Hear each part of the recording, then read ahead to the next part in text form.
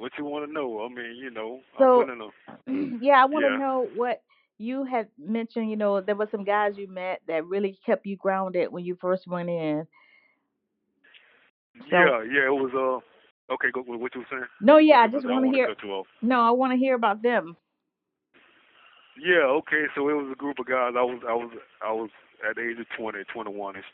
Um, like I said, I ran into some older gentlemen that was specifically, Hebrew Israelite brothers. You know what I mean? That was very knowledgeable in the I don't want to say religion, but a belief system.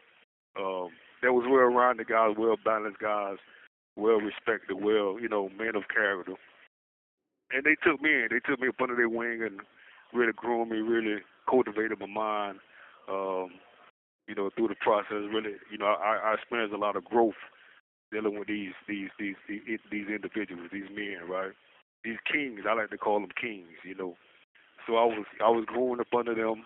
They taught me a lot.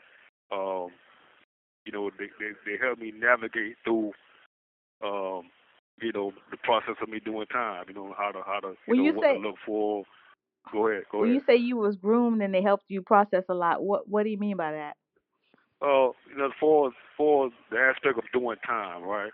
Um, the do's and the don'ts. Um, what to look for. What the when we say the phrase, always keeping your head on a swivel. Um, you just mentally preparing me for the things that the obstacles that's guaranteed to come in my path while doing time, because obstacles situations are going to rise. Just know how to deal with those situations. You know what I mean? In an appropriate manner. Uh, things like that. You know what I'm saying? What to guard for. Um, what to do in certain situations, things like that. What Other than being, go ahead, what go kind of ahead. obstacles that they were mentioning? Well, that for instance, the encounter with an officer, always be respectful.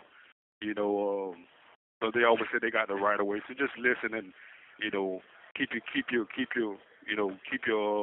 composure, things like that. Be respectful, keep your composure.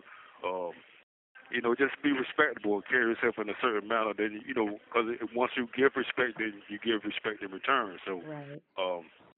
things like that, and also with inmates as well. You know what I'm saying? Other guys, that's doing time. You pretty much, you know, situation arise like that because it's not the it's what comes your way and how to it's how to respond to it.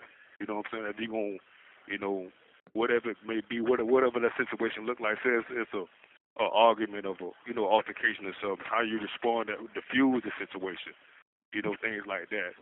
But at times that it may be situations where you just have to go. You may have to go through the physical altercation, right? You might have to go through war to get peace. You know what I'm saying? Get that certain level of respect, right? So situations like that, then you just have to go through what you may have to go through, right? So Have you ever had to physically fight somebody? yes, I've went through a situation where, because I'm an introverted guy. I'm quiet. I kind of stick to myself. Um, I'm social, but not a social giant. I'm not a socialite, right? So, um, but I'm naturally just a quiet guy. I rather listen than speak. So you have guys that kind of see quiet guys and out of curiosity, they like to see what you're about and just instead of taking the right approach of just introducing themselves, things like that, they try to do little things that to kind of get your attention in the wrong way, right? So I had a guy, what I mean, on the basketball court saying, shooting hoops or whatever. That was my first physical encounter. Um, I'm playing basketball, I'm making good shots, I'm playing good ball, and he getting mad, I'm getting upset because I'm shooting these jump shots in his face, right? He can't stop me, right?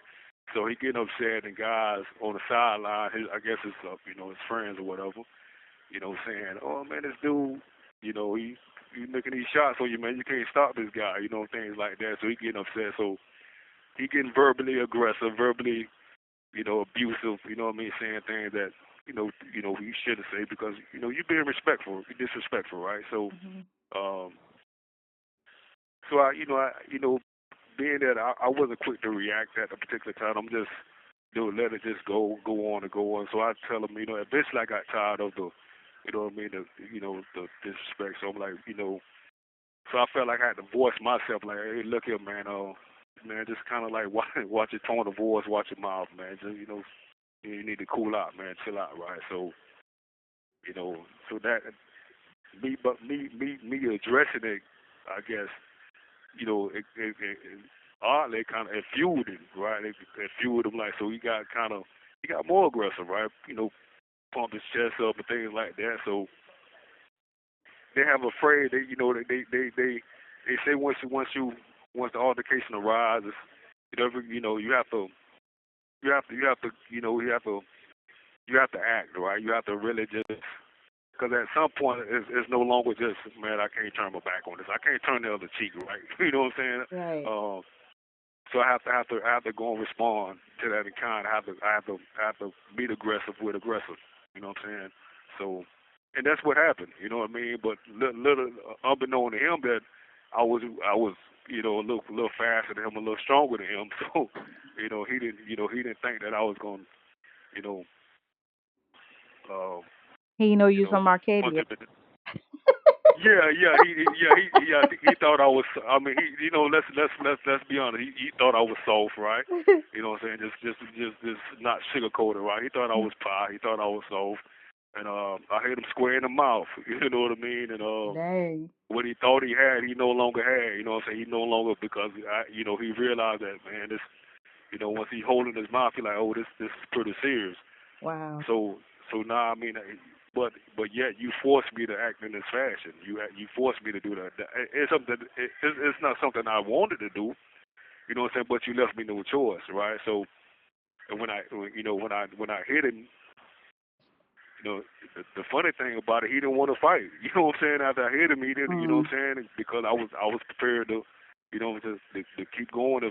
But guys rushing to it. You have 1 minute What? remaining. How that happen? We've been I on the don't phone know. You nine got to minutes. pay. Yeah, I don't know, but I guess we got to this continuation, right? Yeah. Yeah. we have to You catch up with it. you have to call me back Uh, and probably got to add minutes to it. Can you call me right back? yeah, it's gonna be. Let me see if I can. I'm gonna try. Let me try. Okay. Um, just be soon hang up. I'm gonna try to call you back. Okay. See All you. right. Where we left off at? You talking about so you had to fight him because he wasn't gonna back down. He was still being aggressive, but that was just one time you had to fight. But what about, you said that those guys were Israelites and you was Christian, and your roommate also was Muslim. Oh, okay, yeah, yeah. I can't quite remember where I left off on that, but yeah, we can let's start over yeah, because we deleted. okay, we could. Let me start over. This is when I kind of like, when I before I actually met the Hebrews, uh, when I first came to prison, my roommate was actually a Muslim guy by the name of Hakim. He was incarcerated at the time, like 25 years. Real intelligent, real sharp guy. Very for knowledge, love to build, love to, love his brothers. You know what I'm saying? Love them. About education. He was an educator himself. So real talk, brother. But anyway, I was his roommate. That was my very first roommate, and we used to, I used to read the Bible, we used to read the Quran a lot, so we used to get into religious conversations or whatever, and he used to, I was, just trade little scriptures and things like that, and we used to get in, debate because I was a Christian, of course, and he was the Muslim guy. So we used to have a little, cater pat back and forth, or basically who was right, who was wrong, things like that. But he was patient with me and understanding because he felt like I was clueless to a lot of things, but in the course of our conversation, he used to enlighten me on things. But of course, as a young man at a particular time, I was my arguments of defending Christianity was, purely emotional. I wasn't thinking of rapping. I wasn't thinking of, using my head with the boys. Because I didn't know how to think. I was just going on, you know, from a literal sense of what the scripture said, and that was my weapon of, when I was debating back and forth with him. So of course, he was well versed in scripture as well. Even though he was a Muslim, he knew the Bible as well, right? So they be knowing the Bible. He was equipped in. I said, yeah, they be knowing the Bible. Yeah. He was very well versed in the King James as well as his Quran. So, it wasn't there that he, scripturally he didn't pretty much didn't know, he wasn't aware of. So, in my young mind of defending that, because I was Christian, and so we continue to back and forth, go back and forth, and these these pictures of scriptural pictures of like, well, what you think about Jesus walking on water? Or what you think about Jesus coming from the clouds? What do you actually see that in a literal physical sense? Could it possibly mean something more other than from that angle? In my mind, I'm like, yeah, you're gonna see him, your naked physical eye, your carnal eye, gonna see this guy coming from the clouds. But he was, he just showed different perspectives. Maybe helping me see scripture through different lenses, right? Kind of breaking it down in that sense. You know what I mean?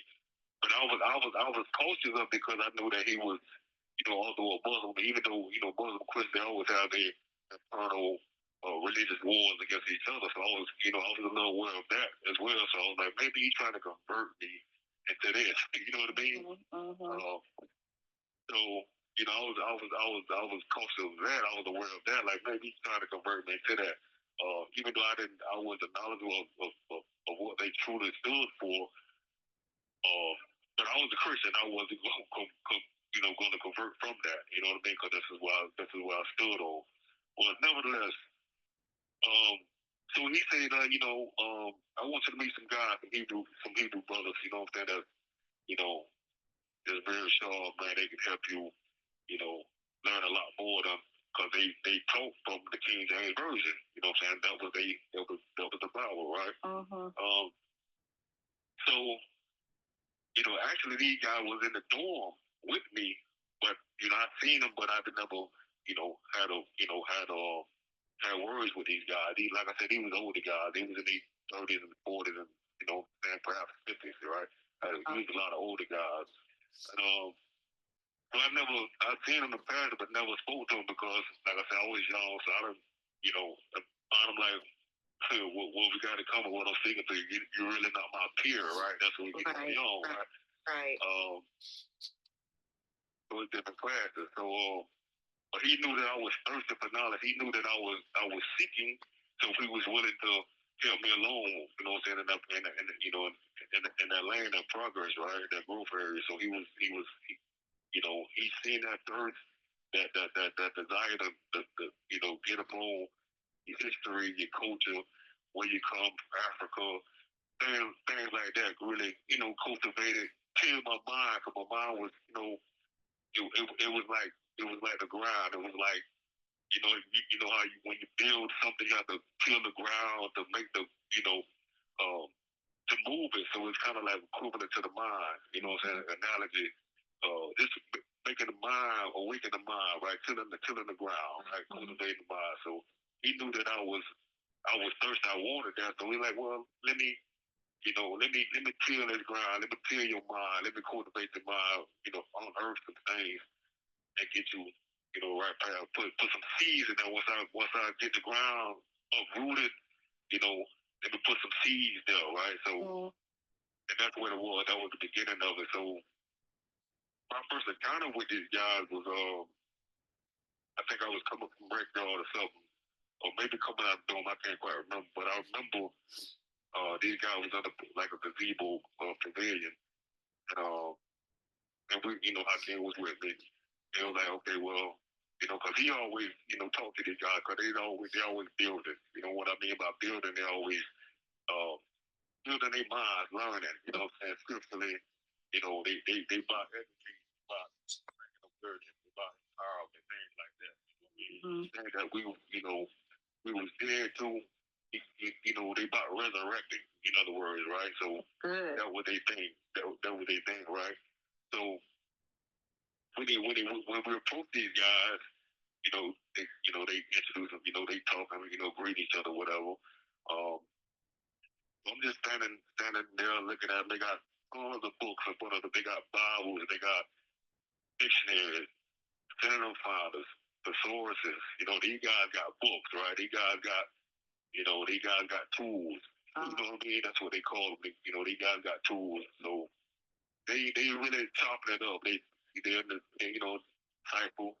Um, they got guys got holding different books, dictionaries, things like that. So they building, they going off scripture. You know what I mean? Whatever that particular scripture was, at that particular time, they breaking it down. They getting the true meaning behind it. They're not just reading it on the surface and taking it as for what it is. They're really getting the true meaning behind what they're actually saying. Right? So, because the Bible's written quite a few different ways. You know what I'm saying? It's not just all.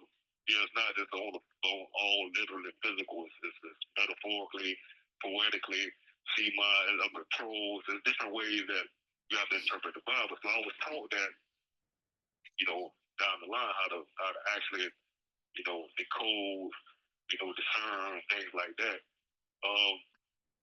So I was just standing there, I was just watching the guy, but I'm amazed because I never seen this type of set among brothers, right? I'm in prison, so this is my first actually seeing, a group of guys, doing something actually constructive. You know what I'm saying? I see folks, I'm like, wow, okay, this is, these guys in the classroom, basically, right?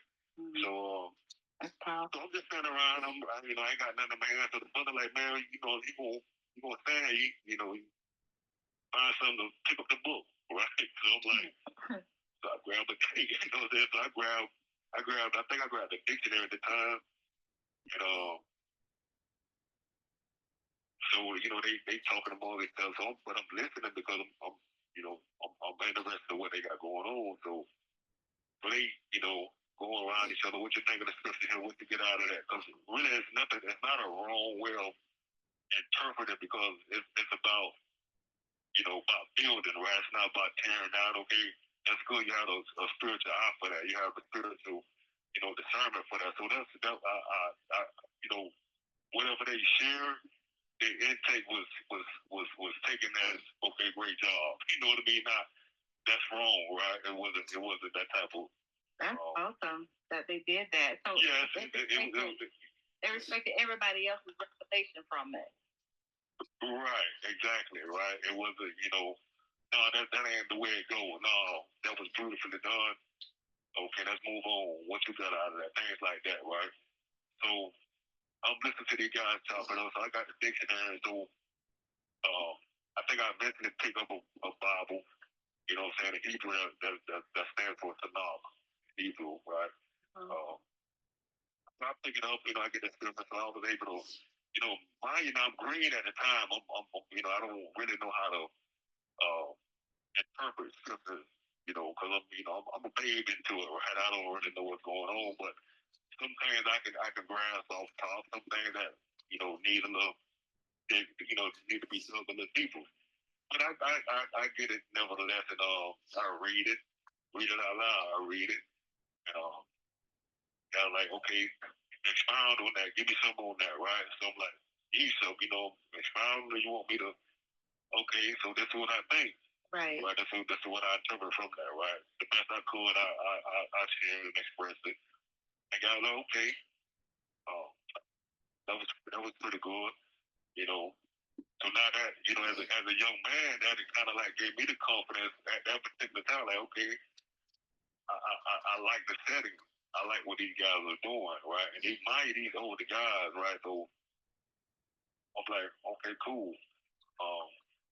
So they further doing it. So I kind of like laid down the book. So now I'm just listening to what they got going on, and the brother's gonna have him. He building with these guys because he used to these guys. He been around these guys for years, so they know each other well. So So I'm just listening, young mind, listening, absorbing, get what I get out of it. So, basically everybody went back to the dorm or what have you. So that's how I got in tune with the Hebrew Israelites. You know what I'm saying? With the holding like the studies in their room, start going in their room, they introduce themselves and things like that. So they give you, different literature to read, historical reading for like,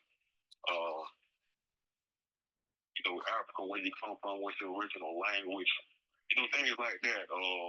Even, African American history, right? Things I wasn't taught in public schools. I'm getting these learn. I'm getting these teachers from these guys. I'm getting these literature from these guys. So now imagine this stuff is blowing my mind, right? Because I'm cool to a lot of this stuff. You know what I'm saying? So when I get it, I'm absorbing, I'm eating it up, I'm reading constantly, and because they always kind of, I don't want to say they use it force, but they always tell me constantly read, feed your mind, right? Stay prayed up, things like that, and they feed me literature. You know what I'm saying? They feed me literature, things that I need to, that I was unaccustomed to. I didn't know anything about. So I'm reading, so I'm fascinated. Then I'm getting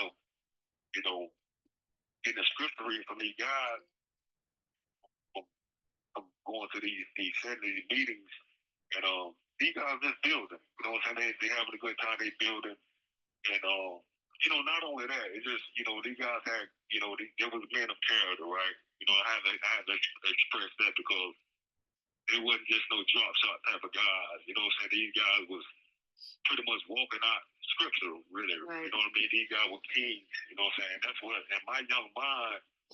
That's how I viewed these guys because they had the mannerism, they had the charisma, they had the they were just upright guys, right? And I tried my best to emulate their style. You know what I mean? Right. How did he try to put you in a dorm with the older gentleman? Was it because his room was empty, or like I would think they were people in the same age group?